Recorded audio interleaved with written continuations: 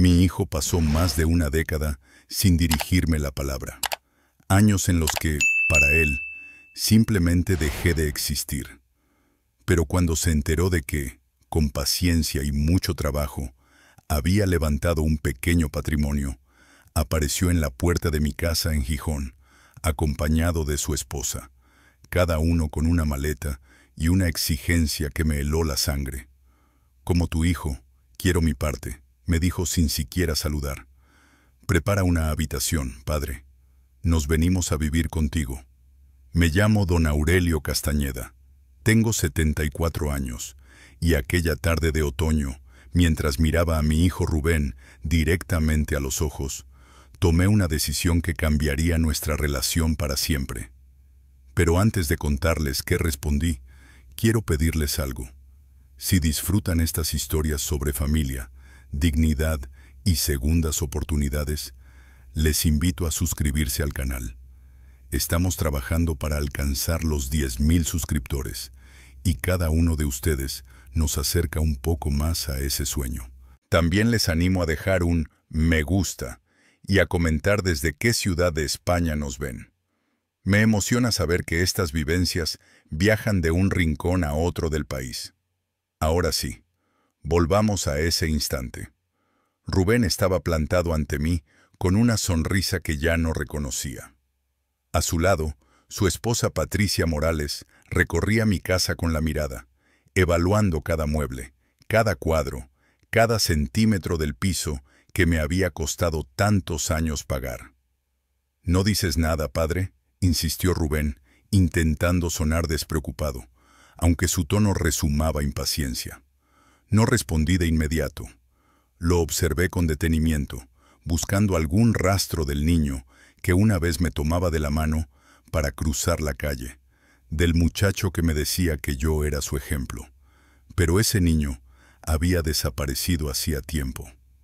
«¿Cuándo fue la última vez que hablamos, Rubén?», pregunté al fin. Él hizo un gesto despectivo, como quien espanta una molestia. «Eso ahora da igual, padre. Lo importante es que somos familia, y la familia se cuida. Por eso estamos aquí». Familia. Aquella palabra me golpeó con una ironía amarga. Familia era lo que yo había sido cuando trabajaba en los astilleros por las mañanas, en un bar por las tardes y en un garaje por las noches, para darle estudios, ropa y un futuro. Familia era lo que busqué desesperadamente cuando dejó de contestar mis llamadas, cuando no me invitó a su boda, cuando me borró de su vida sin una explicación, y ahora hablaba de familia. Patricia se acercó, tocando el brazo de mi hijo con delicadeza ensayada. «Cariño, tu padre parece cansado. Dejémosle descansar. Mañana volvemos con el resto de nuestras cosas». Me ardió la sangre. Hablaban como si mi casa ya les perteneciera, como si yo no tuviera ni voz ni decisión. Pero la tenía, y después de tantos años de silencios tragados, por fin estaba dispuesto a usarla. Lo que Rubén no sabía era que el hombre frente a él ya no era aquel padre que aguantó humillaciones y desprecios. Había cambiado, mucho, pero para entender mi respuesta, antes tienen que conocer el camino que me llevó hasta allí. Nací en 1970, en el barrio de La Felguera, en Asturias, en una familia humilde donde siempre sobraba el cariño, aunque faltara casi todo lo demás. Mi padre trabajaba en la fábrica y mi madre vendía empanadas en el mercado de los jueves. Crecí sabiendo que la vida no regala nada, que cada euro se gana con sudor y dignidad. A los 24 años conocí a Marina, en las fiestas del pueblo. Era la mujer más luminosa que había visto en mi vida. Nos casamos unos meses después, en una ceremonia sencilla en la iglesia del barrio, y bailamos hasta que amaneció sobre el puerto de Gijón. Ninguno de los dos sabía entonces que el mayor desafío de nuestra vida tendría el rostro de nuestro propio hijo. Rubén llegó al mundo 2 años después de casarme con Marina, en una madrugada fría y lluviosa de abril de 1977. Aún puedo sentir el peso de aquel bebé diminuto entre mis brazos, envuelto en una mantita azul que su madre había tejido con una paciencia infinita. Su respiración era tan suave que me daba miedo que dejara de hacerlo. Aquella noche, mientras Marina dormía agotada, le juré que jamás le faltaría nada, que trabajaría hasta el último día de mi vida para darle un futuro mejor que el mío. Pero la vida, caprichosa como siempre, tenía otros planes. Cuando Rubén tenía apenas 5 años, Marina enfermó. Al principio era solo cansancio, dolores sueltos, mareos que ella intentaba disimular. Pero los médicos pronto comenzaron a usar palabras que yo desconocía. Análisis, biopsias, tratamientos paliativos. La traducción era sencilla y brutal. Mi esposa se estaba apagando. 8 meses después, una mañana silenciosa de otoño, Marina cerró los ojos para siempre. Yo me quedé solo con un niño pequeño y una tristeza tan grande que parecía tragarse la casa entera de la Felguera donde vivíamos entonces. Durante años fui padre y madre al mismo tiempo. Me levantaba a las 4 de la mañana para entrar en el turno del astillero. Terminaba a las 2 de la tarde. Corría a casa para preparar la comida de Rubén, lo llevaba al colegio y después enlazaba un segundo trabajo descargando mercancía en una nave industrial. Por las noches, para completar ingresos, hacía horas vigilando un aparcamiento. Dormía 4 horas cuando la suerte estaba de mi lado. Los fines de semana pintaba pisos, arreglaba goteras o hacía pequeñas reformas que me pedían los vecinos. Todo para que Rubén no notara el vacío que había dejado su madre. Todo para que nunca le faltara un par de zapatos, un cuaderno o un plato caliente. Recuerdo perfectamente cuando, con 9 años, me pidió una bicicleta. Todos los niños del barrio tenían una, y él se sentía el único fuera de lugar. Yo no tenía ni un euro ahorrado. Apreté los dientes y acepté turnos dobles durante meses. Para ahorrar, vivía a base de pan, café y lo barato que encontraba en el supermercado. Me hacía pasar por satisfecho para que Rubén comiera más. Cuando llegó su cumpleaños y le entregué aquella bicicleta roja que tanto quería, me abrazó con una fuerza que aún hoy siento en el pecho. «Eres el mejor padre del mundo», me dijo. Guardé esas palabras como si fueran oro.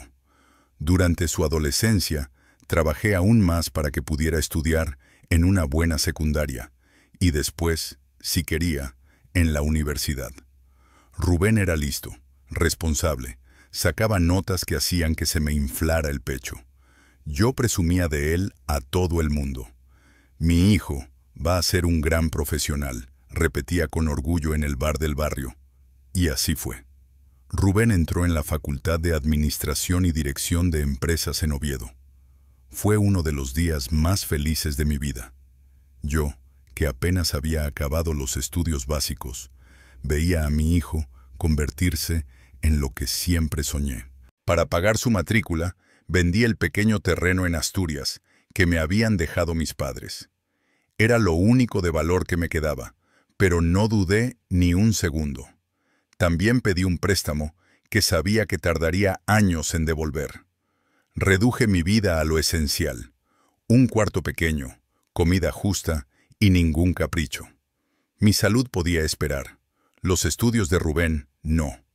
Él me llamaba cada semana y me contaba sus clases, sus proyectos, sus nuevas amistades. Yo escuchaba maravillado, aunque no entendiera la mitad. Cuando no tenía para el autobús, caminaba casi 1 hora hasta el trabajo. Lo importante era que Rubén comiera bien, tuviera sus libros y viviera una vida digna como estudiante. Nunca le dije que muchas noches me acostaba con hambre. Nunca quise que lo supiera. Nunca le conté a Rubén que algunas noches el dolor en la espalda era tan intenso que apenas podía moverme. Tampoco le dije que había madrugadas en las que me sentaba en la mesa de la cocina, con las manos temblando de puro agotamiento, preguntándome si mi cuerpo aguantaría un día más. Eso es algo que los padres solemos callarnos.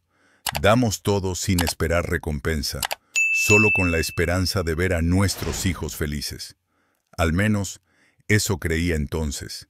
Jamás imaginé que todos esos sacrificios, todas esas horas sin dormir, todos esos años de entregarle mi vida entera, un día no significarían absolutamente nada para él. El cambio comenzó de forma tan lenta que al principio ni siquiera lo percibí. Rubén empezó a venir menos a Gijón. «Tengo mucho trabajo, padre», me decía por teléfono. «Hay un proyecto importante, no puedo fallarles». Y yo lo entendía, o quería entenderlo. Pensaba que era normal. Estaba construyendo su futuro, haciendo contactos, abriéndose camino. Pero pronto las llamadas también empezaron a espaciarse. Pasaron de ser semanales, a cada 15 días, luego una vez al mes. Y cuando hablábamos, Rubén sonaba distraído, con prisa, como si atenderme fuera una tarea más en una lista que le pesaba. «Oye, padre, me entra otra llamada. Te marco luego». Ese luego a veces tardaba semanas en llegar. En su último año de universidad, Rubén me presentó por videollamada a Patricia Morales. Recuerdo aquella pantalla con su rostro elegante, su acento pulido, su sonrisa impecable y fría. «Mucho gusto, señor Castañeda», me dijo con cortesía distante. Desde esa primera conversación, noté algo que me inquietó. La forma en que Patricia miraba a Rubén cuando yo hablaba, como si le incomodara que él tuviera un padre tan sencillo, y cómo aceleraba cualquier charla, como si quisiera cortar cada puente que pudiera existir entre su mundo y el mío. Tras graduarse, Rubén consiguió un empleo en una empresa importante de Oviedo gracias a los contactos del padre de Patricia. Era un buen puesto, con un sueldo que para mí era una fortuna. «Padre, ya no hace falta que me envíes dinero», me dijo. «Ahora puedo ayudarte yo». Aquellas palabras me llenaron de orgullo. Sentí que todos esos años trabajando en 3 turnos, por fin tenían un propósito. «No te preocupes por mí, Rubén», le respondí. «Ahorra tú, construye tu vida». Él no insistió. Aquella ayuda nunca llegó. El verdadero quiebre fue cuando me llamó para decirme: «Nos vamos a casar, padre». Lo dijo con un tono extraño, más cercano a un trámite que a una alegría. «Qué maravilla, hijo. ¿Cuándo es la boda? Empezaré a ahorrar para viajar». Hubo un silencio que se me clavó en el estómago. «Será una ceremonia pequeña, muy íntima. Solo familia cercana», dijo finalmente. «Yo soy tu familia cercana», pensé. Yo, que fui padre y madre desde que Marina se fue. Pero tragué el orgullo. «¿Puedo ir, verdad?», pregunté, odiando cómo sonaba mi voz. «Claro, padre, te mando los detalles». Pero los detalles nunca llegaron. Cada vez que llamaba para preguntar, siempre había una excusa distinta. «Aún estamos organizando. Patricia y su madre están ultimando todo. Te aviso en cuanto sepamos la fecha exacta». Hasta que un día, usando el ordenador de un vecino, abrí Facebook y lo vi. Rubén y Patricia, radiantes, vestidos de novios, una boda en un jardín elegante, rodeados de decenas de invitados bien vestidos, globos blancos, mesas con flores carísimas, música en vivo y una fuente de champán. Yo no estaba en ninguna foto, ni invitado, ni mencionado, ni recordado, como si yo nunca hubiera existido. Yo no estaba allí. Mi propio hijo se había casado y ni siquiera me había invitado. Me temblaban las manos mientras pasaba una foto tras otra, incapaz de entender cómo había quedado fuera de uno de los días más importantes de su vida. En una imagen, Rubén abrazaba a un hombre mayor, vestido con un traje caro y sonrisa de superioridad. El pie de foto decía: «Con mi suegro, don Ernesto Morales». Un segundo padre para mí. Un segundo padre. Como si yo, que lo había criado solo desde que Marina murió, que había sacrificado mi juventud, mi salud y mis fuerzas por él, pudiera ser reemplazado por un hombre que apenas llevaba un par de años en su vida.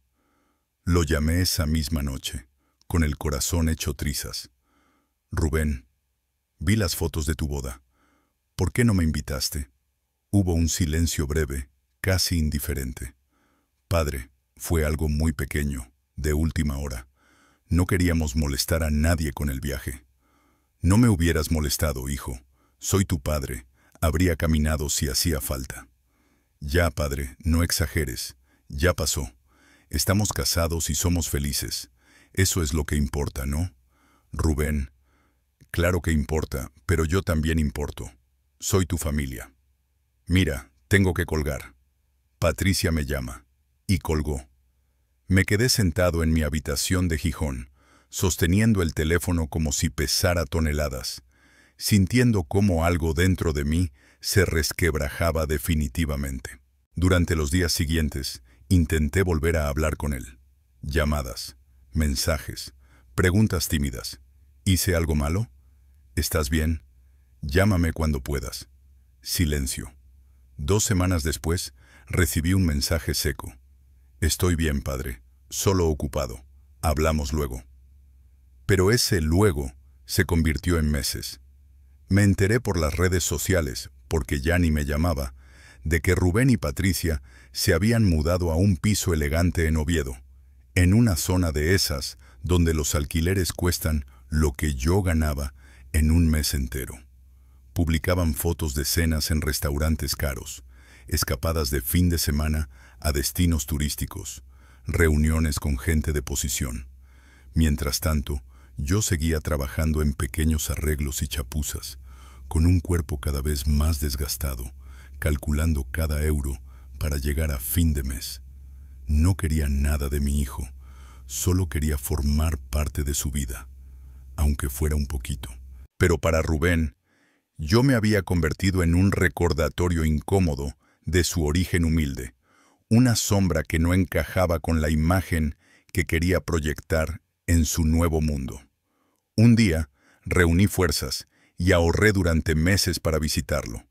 Llegué sin avisar, con un sencillo bizcocho casero de calabaza, su favorito desde niño, en una caja.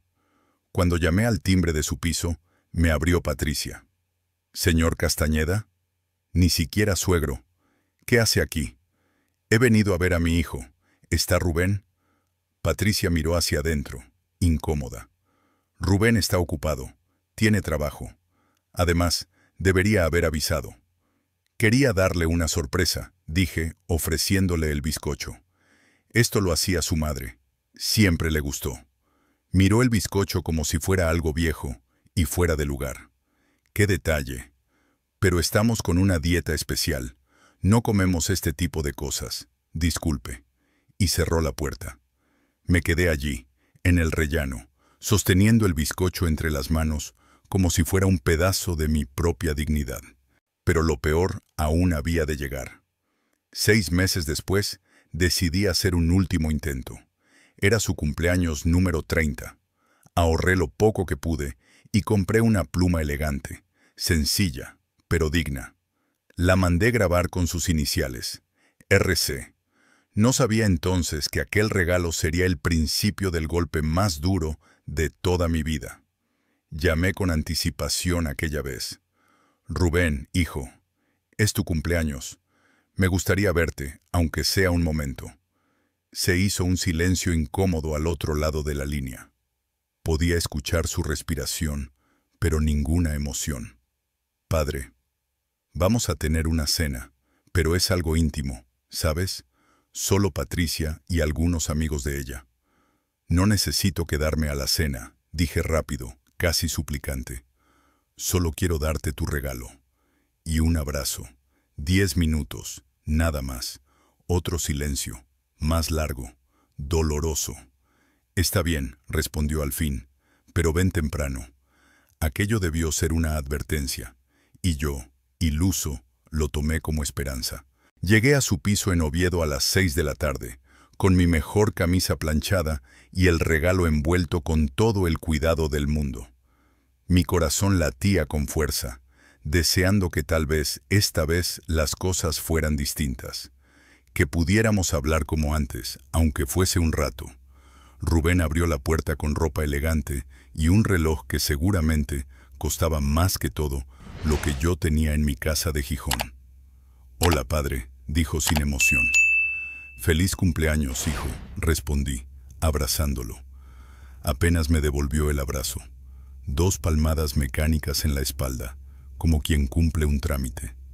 El piso era grande, luminoso, decorado como una revista de lujo. En el salón había una mesa preparada para una cena formal, vajilla fina, copas de cristal, servilletas perfectamente dobladas.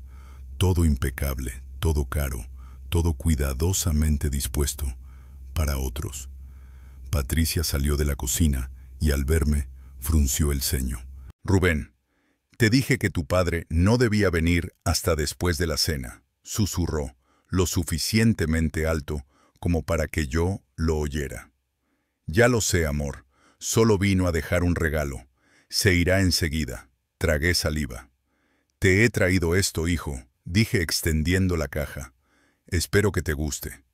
Rubén la abrió con prisa. Ni siquiera miró bien la pluma. «Ah, sí, muy bonita. Gracias, padre». La dejó en una estantería sin prestar atención. «Mandé grabar tus iniciales», añadí, intentando sostener un hilo de conversación. Sí, muy bien. Gracias». En ese instante sonó el timbre. Patricia corrió a abrir con una sonrisa completamente distinta. «Don Ernesto, doña Elena, qué alegría verles». Entraron los padres de Patricia, don Ernesto Morales y su esposa, vestidos como si fueran a una gala. Tras ellos, llegaron varias parejas elegantes, todas con botellas de vino carísimo y regalos ostentosos. «Rubén, hijo mío», dijo don Ernesto abrazándolo con entusiasmo, «tienes que ver lo que te hemos traído». Yo permanecí a un lado, invisible para casi todos, hasta que por fin don Ernesto me miró. «¿Y este señor?», preguntó, arqueando una ceja. Rubén y Patricia intercambiaron una mirada rápida. «Es mi padre», respondió Rubén, casi murmurando. «No sabía que iba a venir». Don Ernesto me tendió la mano, fría como el mármol. «Ernesto Morales». «Aurelio Castañeda», dije estrechándola. «Mucho gusto», respondió él, sin un ápice de calidez. «Padre ya se iba», intervino Rubén enseguida. «¿Verdad?». Todas las miradas se clavaron en mí. Me sentí como un intruso en la vida de mi propio hijo. «Yo pensé que quizá podría quedarme un rato para celebrar contigo», dije, sintiendo el temblor en mi voz. Patricia tensó los labios. «Rubén, cariño», dijo con esa voz dulce que usa la gente cuando quiere herir sin ensuciarse las manos. «Recuerda que la mesa está calculada para un número exacto de personas. No hay sitio adicional». «Ya veo», dije, sintiendo cómo la humillación me quemaba por dentro. «No pasa nada, no quiero causar molestias». «No es molestia, padre», respondió Rubén, aunque sus ojos me decían lo contrario. «Es solo que, ya sabes, la mesa, los planes». Yo entendí, y ese día dejé de engañarme. Para mi hijo, ya no era su familia. Era una incomodidad. Uno de los invitados, un hombre joven con traje carísimo, me miró con evidente curiosidad y preguntó: «¿Y a qué se dedica usted, don Aurelio?». Sentí como toda la sala se silenció para escuchar mi respuesta.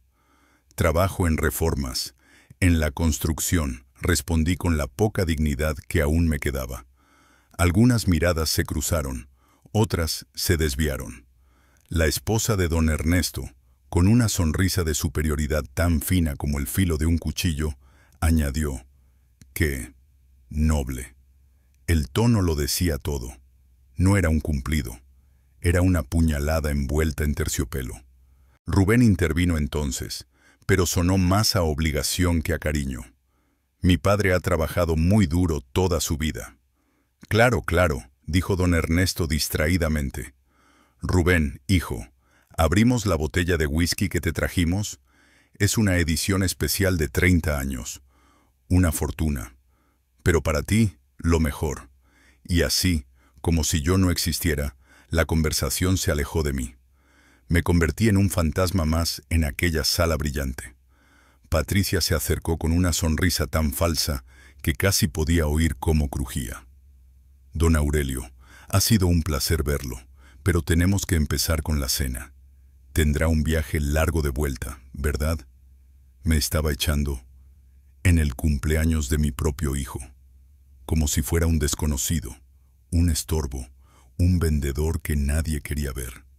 Miré a Rubén esperando, aunque fuera por un instante, que me defendiera, que dijera, quédate, que recordara algo del amor que un día hubo entre nosotros. Pero él fijó los ojos en cualquier parte, menos en mí. Sí, tienes razón, dije con la voz rota. Será mejor que me vaya. Caminé hacia la puerta. Nadie me detuvo. Nadie pronunció un «Quédese, hombre». Nadie abrió un hueco en aquel mundo perfecto para mí. Justo antes de salir, me giré una última vez. «Feliz cumpleaños, hijo. Te quiero mucho». Rubén apenas asintió. «Gracias, padre. Cuídate». 2 palabras heladas, distantes, afiladas como un cuchillo. Salí, y antes de que llegara al ascensor, ya escuchaba las risas detrás de la puerta. «Bueno, ahora sí podemos empezar la celebración de verdad», dijo la voz de don Ernesto. Hubo carcajadas, muchas. Cada una se me clavó como un clavo. Bajé las escaleras del edificio lujoso, sintiéndome más solo que nunca. En el autobús de regreso a Gijón, apoyé la frente en la ventana para que nadie viera mis lágrimas. Esa noche tomé una decisión. No volvería a buscar a Rubén. Si él quería verme, sabía dónde encontrarme. Yo ya no seguiría mendigando migajas de afecto. Guardé su número en mi móvil bajo el nombre No contestar. Quité las fotos de las paredes. Metí los recuerdos de su infancia en una caja y la escondí en el fondo del armario. Si mi hijo había decidido borrarme, yo tenía que aprender a soltarlo, aunque doliera. Pero la vida, como siempre, tenía otros planes. Pasaron 3 años desde aquella humillación. 3 años de silencio absoluto. Al principio despertaba cada mañana con un nudo en el pecho, recordando que mi único hijo vivía sin siquiera pronunciar mi nombre. Pero con el tiempo, el dolor se convirtió en algo distinto, en determinación, en la necesidad de vivir para mí mismo, de ser algo más que el padre olvidado de Rubén. Seguí trabajando en reformas, pero mi cuerpo ya no respondía igual. A los 71 años, cada amanecer era una lucha contra el dolor de espalda, las rodillas inflamadas y las manos rígidas. Entonces llegó don Mauricio, un empresario jubilado que estaba construyendo un pequeño complejo de pisos en las afueras de Gijón. Yo formaba parte del equipo. Un día, durante el descanso, se sentó a mi lado. «Aurelio, ¿cuánto llevas en este oficio?» «Toda mi vida, don Mauricio, más de 40 años». No sabía entonces que aquella conversación cambiaría mi destino más de lo que podía imaginar. Don Mauricio asintió, pensativo, mientras observaba la obra en silencio. «Se nota la experiencia, Aurelio», me dijo al fin. «Eres el único aquí que realmente sabe lo que hace. Los demás siguen planos, instrucciones, órdenes, pero tú entiendes el porqué de cada cosa». No supe qué contestar. No estaba acostumbrado a que nadie valorase mi trabajo de esa manera. En mis años en la construcción, muchas veces había sido invisible, una herramienta más que se usaba y se dejaba a un lado. Pero él continuó. «Tengo una propuesta para ti. Necesito un administrador de obra, alguien que supervise este proyecto y otros que tengo en mente. Alguien confiable, con experiencia. El pago sería 3 veces lo que ganas ahora». Me quedé mirándolo, pensando que debía de estar bromeando. «Don Mauricio, yo no tengo estudios. Apenas terminé la educación básica», confesé, con cierta vergüenza. «No necesito diplomas, Aurelio», respondió con firmeza. Necesito conocimiento real, trabajo honesto, compromiso. Eso no se enseña en ninguna universidad. Sus palabras me atravesaron como un rayo. Nadie me había hablado así en toda mi vida. Acepté. Y aquella decisión fue el primer gran cambio en mi destino. Con el nuevo salario, pude alquilar una casita pequeña a las afueras de Gijón. No era lujosa, pero era un lugar digno, tranquilo, con 2 habitaciones y un huerto diminuto donde planté tomates, lechugas y unas flores para recordar a Marina. Por primera vez en décadas sentía que tenía espacio para respirar. El trabajo con don Mauricio abrió puertas que jamás imaginé. Otros empresarios comenzaron a buscarme para supervisar pequeñas obras o para asesorarles en reformas. Ese tal Aurelio Castañeda no miente, no roba y hace el trabajo como debe hacerse, decían. Mi nombre empezó a sonar bien en el sector. Yo seguía siendo el mismo hombre de siempre, pero por primera vez, la vida me devolvía algo de lo que yo había dado. Sin embargo, el verdadero giro del destino llegó cuando menos lo esperaba. 2 años después de haber empezado a trabajar con él, don Mauricio sufrió un infarto fulminante. La noticia me golpeó en el pecho como un martillazo. Lo había llegado a considerar un amigo, un mentor, casi un hermano mayor. Asistí a su funeral con el alma pesada. Una semana después, recibí una llamada del abogado de don Mauricio. Don Aurelio, el señor me pidió expresamente que lo citara. Hay instrucciones para usted en su testamento. Creí que había algún malentendido. Yo no era familia, apenas un trabajador. Cuando llegué a la oficina, el abogado abrió una carpeta gruesa y dijo: Don Mauricio no tenía hijos. Su esposa falleció hace años. En su testamento, dejó a su nombre el complejo de apartamentos que usted supervisó. Me quedé inmóvil. Debe de ser un error. No hay ningún error, interrumpió el abogado, leyendo unas líneas escritas a mano.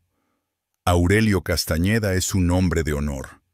Le entrego el edificio Torre del Cantábrico con la confianza de que lo administrará con la misma dedicación que puso en su construcción. Sentí las lágrimas correr por mis mejillas. No pude decir una sola palabra.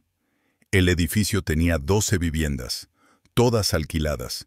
Los ingresos mensuales superaban todo lo que había ganado en años enteros de trabajo. De la noche a la mañana, pasé de ser un albañil que apenas llegaba a fin de mes a convertirme en propietario de un inmueble que generaba ingresos estables. Pero yo no cambié. Seguí viviendo en mi casa sencilla. Seguía vistiendo mis camisas de siempre. Seguía saludando a los mismos vecinos y tomando mi café en el bar del barrio. Lo único que cambió fue mi perspectiva.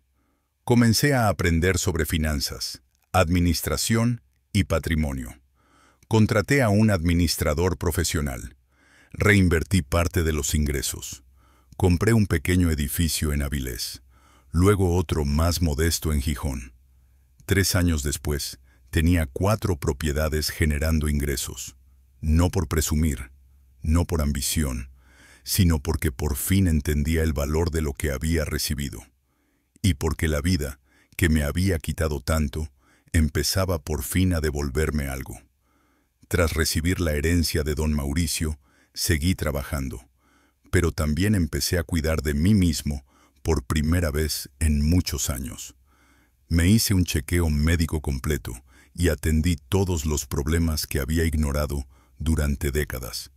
La presión alta, las rodillas desgastadas, la espalda dolorida. Compré ropa nueva, de buena calidad, nada extravagante, pero que me hacía sentir digno. Me inscribí en un centro de mayores en Gijón, donde los jueves jugaba al dominó con un grupo que pronto se convirtió en mi pequeña familia. Y por primera vez en mis 70 años, viajé. Conocí las playas de Ribadesella, caminé por los acantilados de Llanes y pasé un fin de semana en Santiago de Compostela. Cada viaje era una victoria contra todos los años de privaciones, sacrificios y silencios que había cargado en la espalda. Durante todo ese tiempo, nunca busqué a Rubén, y él nunca me buscó a mí. A veces, en momentos de debilidad, entraba a su perfil de Facebook. Seguía con su vida impecablemente calculada. Cenas elegantes, fotos con Patricia en eventos de empresa, viajes a ciudades europeas, reuniones con sus suegros. Esa vida que él había elegido lejos de mí. Pero nunca comenté nada. Nunca di me gusta. Solo quería saber que seguía vivo.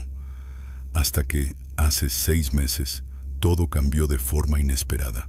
Una noche, después de asistir a la inauguración de un pequeño restaurante en el que yo había invertido, el dueño insistió en tomarme una foto como agradecimiento. En la imagen, yo aparecía frente al local, vestido con un traje sencillo pero elegante, sonriendo de verdad. Detrás se veía mi nueva furgoneta, una Ford práctica, nada ostentosa, y el letrero iluminado del restaurante. Subí aquella foto sin pensarlo. Lo que no imaginaba era que esa imagen iba a abrir una puerta que yo ya daba por cerrada. 3 días después, recibí una solicitud de amistad, de Patricia, mi nuera. Me sorprendió, pero la acepté. Entonces comenzaron los mensajes. Primero ella. Don Aurelio, qué gusto saber de usted. Se ve muy bien. ¿Cómo ha estado? Después, como un golpe inesperado, llegó un mensaje de Rubén. Padre, vi tu foto. Me alegra que estés bien. Tenemos que hablar. No respondí enseguida. Había algo extraño en aquel repentino interés.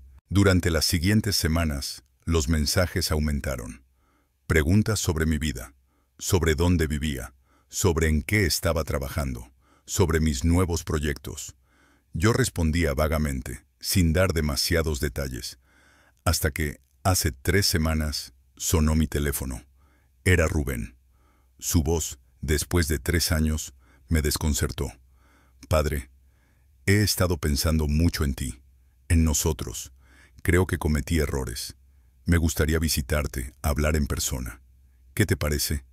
Cada fibra de mi cuerpo gritaba que había algo detrás, que este giro no era casual. Pero dentro de mí seguía viviendo un padre que deseaba creer. Está bien, Rubén. Puedes venir. Perfecto. Patricia y yo iremos el próximo fin de semana. Colgué con una mezcla de esperanza y miedo. Limpié la casa de arriba abajo. Preparé fabada, croquetas y arroz con leche. Sus platos favoritos de cuando era un crío. Me repetía que tal vez esta era la oportunidad de sanar, de empezar de nuevo.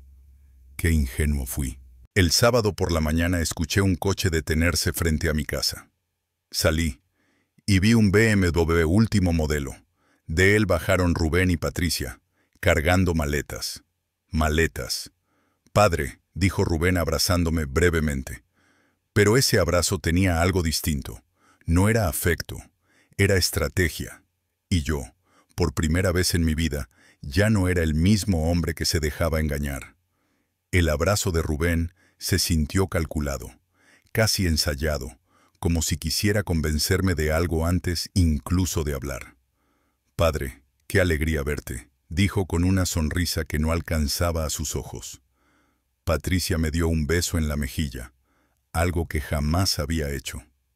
Don Aurelio, qué casa tan acogedora tiene, comentó, aunque sus ojos recorrían cada rincón con la precisión de una tasadora examinando un inmueble. Entramos y les ofrecí café. Les mostré la casa, les enseñé el pequeño huerto y las 2 habitaciones. Intenté mantener una conversación normal, contar alguna anécdota, recordar algo del pasado, pero en el aire había una tensión evidente, una expectativa que poco tenía que ver con el cariño. Finalmente, después del almuerzo, mientras estábamos sentados en la sala, Rubén soltó lo que realmente venía a decir. Padre, voy a serte sincero, las cosas no nos están yendo bien últimamente. Ahí estaba, la verdadera razón. ¿Qué ha pasado, Rubén?, pregunté, aunque en el fondo ya intuía la respuesta. Rubén evitó mirarme. La empresa donde trabajaba cerró una división entera. Me liquidaron. Y con cómo está la economía, no he encontrado nada al mismo nivel. Patricia añadió con voz suave, casi empalagosa. Tuvimos que dejar el piso de Oviedo. Era demasiado caro. Y mis padres, bueno, ahora no pueden ayudarnos como antes. Luego me miró directamente. Pero vimos tu foto, don Aurelio, y nos dimos cuenta de que te va muy bien. Pensamos que, siendo familia, podríamos apoyarnos mutuamente, ¿verdad? La palabra familia me golpeó como un martillo. Después de años de desprecio, silencio y vergüenza, ahora que ellos estaban mal y yo estaba bien, de pronto era familia otra vez. Rubén se inclinó hacia adelante. Como tu hijo, padre, creo que tengo derecho a compartir lo que has construido. Patricia y yo pensamos que lo mejor es venirnos a vivir contigo. Podríamos ayudarte con la casa, con tus negocios. Sería como antes, una familia unida. Patricia añadió, sonriendo. Preparaste una habitación para nosotros, ¿verdad? Mañana podemos traer nuestras cosas. Me quedé mirándolos. Dos personas que me habían borrado de su vida, que me habían humillado en mi peor momento, sentadas ahora en mi salón como si nada hubiera pasado, exigiendo entrar en la vida que yo reconstruí sin ellos. Y en ese instante tomé la decisión más importante de mi vida. Me quedé en silencio, observándolos. Rubén tenía una expresión ansiosa, esperando que yo cediera. Patricia miraba el pasillo, seguramente calculando qué habitación les convenía más. «Padre, ¿qué dices?», presionó Rubén. Me levanté despacio y caminé hacia la ventana. Miré mi jardín, las plantas que había cultivado con mis propias manos, el fruto de décadas de trabajo, dolor y renacimiento. «Dime algo, Rubén», dije sin volverme. «¿Cuándo fue la última vez que me llamaste?». Silencio. «Padre, ya hablamos de eso». Estaba ocupado. La vida es complicada. 3 años, 4 meses y 16 días, lo interrumpí. Esa fue la última vez que escuché tu voz. Hasta hace 3 semanas, justo en tu cumpleaños. Y antes de eso, me echasteis de tu casa delante de tus invitados elegantes. «No te eché, padre», respondió Rubén, incómodo. «Las cosas se malinterpretaron». «Me hiciste sentir como basura», le dije, dándome la vuelta para mirarlo a los ojos. «Tú y tu esposa me tratasteis como si fuera una vergüenza. Como si todos los años que sacrifiqué por ti no significaran nada». Patricia se removió en su asiento. «Don Aurelio, comprendo que esté molesto, pero eso fue hace mucho. Las personas cambian». Solté una risa amarga. ¿Cambian? ¿O solo cambian cuando necesitan algo? La sala quedó en silencio. Un silencio que por fin me devolvía algo de poder. Porque, después de toda una vida de ser ignorado, por fin era yo quien tenía la última palabra. «Dime, Patricia», le dije con voz serena pero afilada, «¿cuándo exactamente cambiaste?». Ella frunció el ceño, desconcertada. «¿Cómo dice, don Aurelio?». «Cuando viste mi foto. Cuando descubriste que el viejo que, según tú, no servía ni para sentarse en vuestra mesa, ahora tenía una vida digna y dinero. Cuando ese hombre dejó de ser una vergüenza para convertirse en una oportunidad». El rostro de Patricia se puso rojo. «No es así. Nosotros genuinamente queríamos reconectar». «Mentira», la corté. «Si siguieras siendo el obrero pobre de siempre, jamás habríais vuelto. Pero ahora que hay algo que obtener, ahora sí soy familia». Rubén se puso de pie, nervioso. «Padre, está bien. Cometí errores, lo admito, pero soy tu hijo, tu sangre». «Eso no significa nada», respondí sin levantar la voz, pero con un tono que lo hizo temblar. «Déjame contarte lo que significa la sangre para mí». Me acerqué hasta quedar frente a él. La sangre son las noches en vela, trabajando en 3 empleos, para que nunca te faltara un plato caliente. La sangre es vender el terreno que heredé de mis padres para pagar tu carrera. La sangre es caminar bajo la lluvia, desde la construcción hasta casa, porque gasté el dinero del autobús en enviarte a ti un poco más para tus libros. La sangre es acostarme con hambre para que tú comieras bien en Oviedo. Mi voz se quebró, pero seguí. La sangre es no recibir invitación a tu boda y enterarme por fotos. La sangre es quedarme de pie frente a tu puerta mientras tu esposa me decía que no había espacio para mí. La sangre es escuchar cómo brindabas con tu suegro, llamándole segundo padre. La sangre es aguantar 3 años de silencio, 3 años sin saber si estabas vivo. Padre, intentó decir Rubén. Levanté la mano. No he terminado. Y ahora déjame decirte lo que la sangre no significa. Respiré hondo. La sangre no te da derecho a aparecer aquí exigiendo lo que nunca trabajaste. La sangre no borra las humillaciones. Y la sangre no te convierte en heredero automático de lo que yo construí cuando tú me dejaste tirado. Patricia se levantó, temblando de rabia. Esto es increíble. Somos su familia. Rubén es su hijo. Todo lo que usted tiene debería ser para él. ¿Todo lo que tengo? Pregunté con calma. ¿Sabes exactamente qué es lo que tengo, Patricia? ¿Por qué no me dices lo que averiguasteis? Porque sí investigasteis. Ella tartamudeó. Nosotros solo vimos que le iba bien. Preguntasteis por mis propiedades. Averiguasteis sobre mis edificios, mis inversiones. Por eso habéis venido con maletas. Ya lo teníais planeado. El silencio que siguió lo confirmó. Esta casa, continué, la compré hace 2 años. Tengo 4 edificios de apartamentos que generan ingresos constantes y varias inversiones que me permiten vivir tranquilo. Todo lo construí yo solo, sin vuestra ayuda. Me acerqué a Rubén hasta quedar tan cerca que pudo ver el dolor que llevaba décadas guardando. Y ahora venís, después de años de desprecio, creyendo que podéis instalaros aquí como si nada, como si yo fuera el mismo hombre que humillaste frente a tus invitados. Rubén bajó la mirada. No eres tonto, padre, susurró. Eres mi padre. Y te quiero. ¿Me quieres? Pregunté suavemente. ¿Me quisiste cuando me cerraste la puerta con el pay que hice para ti entre las manos? ¿Me quisiste cuando dejaste de contestar mis llamadas? ¿Me quisiste cuando me borraste de tu vida para encajar en la familia Morales? Rubén tragó saliva, incapaz de responder. Por primera vez en muchos años, sentí que era yo quien tenía el control de mi propia vida, y que lo que iba a decir a continuación cambiaría nuestras vidas para siempre. ¿Me quisiste durante los 3 años que no supiste si estaba vivo o muerto? Pregunté con la voz quebrada.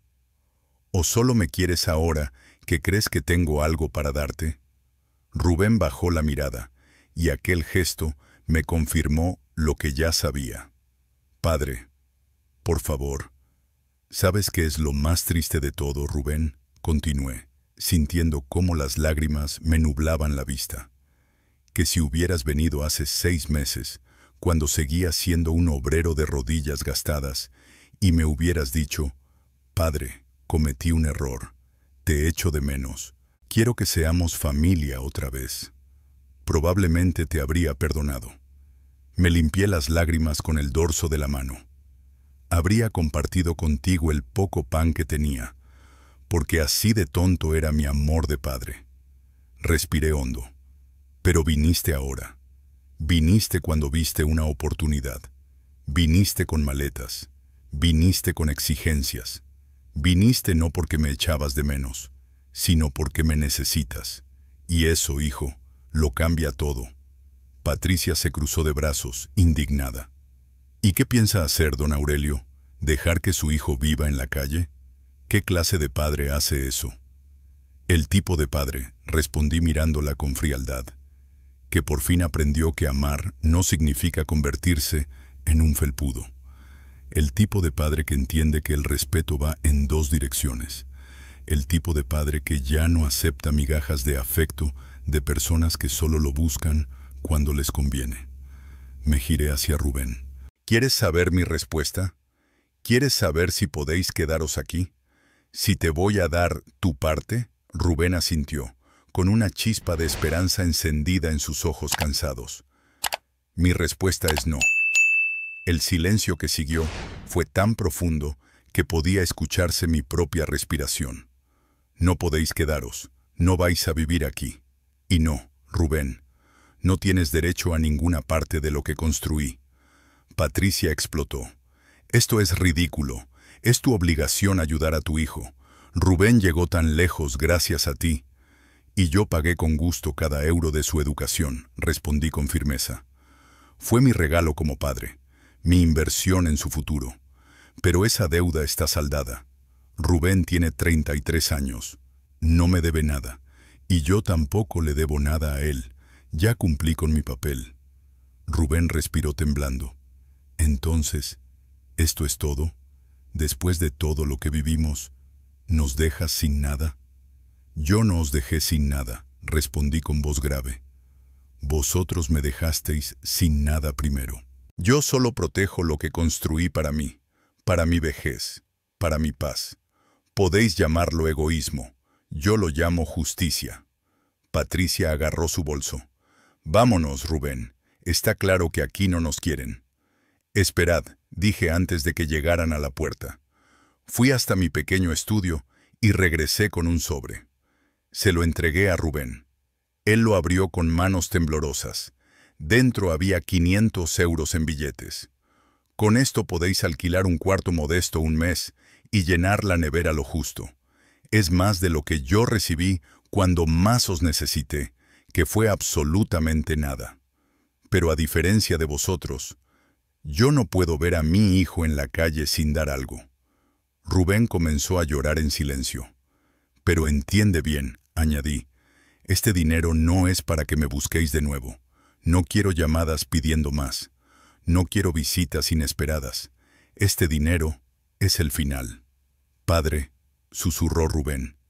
El final, Rubén. Mi voz fue firme, casi un susurro que cortaba el aire. Tú elegiste borrarme de tu vida cuando no te servía. Hoy soy yo quien elige cerrarte la puerta. La diferencia es que yo te doy algo para empezar. Tú no me diste ni siquiera el respeto de una despedida. Patricia tiró de él hacia la puerta. Esto no se va a quedar así, amenazó. La miré sin pestañear. Ya se quedó así. Y por primera vez en mucho tiempo, respiré sin dolor. Rubén es tu hijo. Legalmente tiene derechos, dijo Patricia antes de marcharse. Consultad a un abogado si queréis, respondí con absoluta calma. El mío estará encantado de explicaros que los padres no tienen ninguna obligación legal de mantener a hijos adultos que les dieron la espalda. Pero adelante, gastad vuestro dinero en abogados. No sería la primera vez que lo tiráis en tonterías. Salieron dando un portazo. Desde la ventana vi cómo subían al BMW mientras discutían airadamente. Finalmente, el motor rugió y el coche desapareció calle abajo. Me quedé de pie en medio de mi salón, rodeado de un silencio distinto al de antes. Por primera vez en 3 años, aquel silencio no dolía. Se sentía como libertad. Los días siguientes fueron extraños. Rubén intentó llamarme varias veces. No contesté. Me envió mensajes largos llenos de disculpas que olían más a manipulación que a verdadero arrepentimiento. Los leí todos, pero no respondí ninguno. Uno decía, «Padre, lo siento. Sé que cometí errores, pero me estás castigando demasiado duro. ¿No crees en el perdón?» ¡Qué ironía! Él nunca creyó en la segunda oportunidad cuando me humilló. Nunca pensó en perdón cuando me cerró la puerta en la cara. Patricia también intentó contactarme. Sus mensajes oscilaban entre el victimismo y la agresión. Don Aurelio, Rubén está destrozado. ¿Va a romper una familia por orgullo? ¿Es usted un hombre cruel y egoísta? Bloqueé ambos números al cabo de 2 semanas, pero la historia no terminó ahí. Un mes después, recibí la visita del padre Ignacio, el cura del barrio de toda la vida, un hombre sereno al que siempre le había tenido respeto. Tocó la puerta y sonrió con suavidad. «Aurelio, hijo, ¿podemos hablar?». Le serví un café y nos sentamos en el pequeño jardín donde yo cultivaba mis tomates y mis hortensias. «Me he enterado de lo que ocurrió con Rubén», comenzó con cautela. «Vino a verme. Dice que está arrepentido, que quiere reconciliarse contigo». «¿Él te envió?», pregunté. «No exactamente», respondió, «pero sí me pidió que hablara contigo. Aurelio, tú eres un buen hombre. Sé cuánto has sufrido, pero también sé que el perdón libera más al que perdona que al perdonado». Lo miré a los ojos. «Padre, yo ya he perdonado a Rubén. He perdonado las humillaciones, el abandono, las palabras que me partieron el alma. De verdad lo he perdonado». Tomé aire. Pero perdonar no significa olvidar. Y desde luego no significa abrir la puerta de mi casa y de mi patrimonio a alguien que solo me busca por interés.